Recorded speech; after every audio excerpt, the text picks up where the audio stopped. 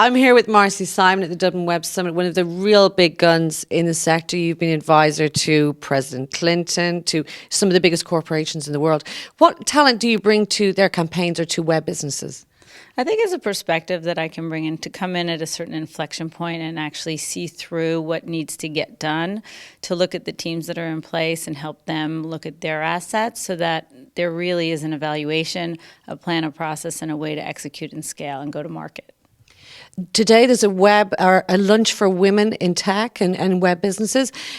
Is that a common thing in the States, or is there a problem with the numbers of women working in tech like there is here? It's fantastic that actually here in Dublin and in Ireland and as a country you're acknowledging women in tech. We need more women in tech, and we need more efforts to get women in business and highlighting not just as mentors but also to talk about it. So I think in the U.S. there's a ton of women. We need more women to step up actually to take the role and speak on behalf of getting other people engaged. When you were building up your career, and it's a really stellar one from a broadcast journalist into where you are now, what were the blockages or what were the lessons you learned along the way to advance yourself? I think part of what's unique about what I can bring to the table is the global context. I come from nothing, and one of my first jobs was I was driving a yellow school bus, and with that license you had to stop, look, and listen. And that is something that has really helped me advance in that I got a global perspective and I was able to make relationships along the way, which is really important. How difficult did you find particular difficulties as a woman, or is that too general? Is it just down to your own personal circumstance for every individual? I don't think for me personally as a woman there were many challenges. I saw them more as opportunities.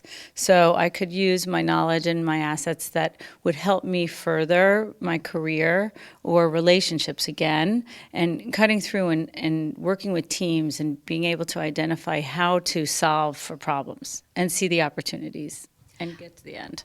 How did you get into the tech world or the web world?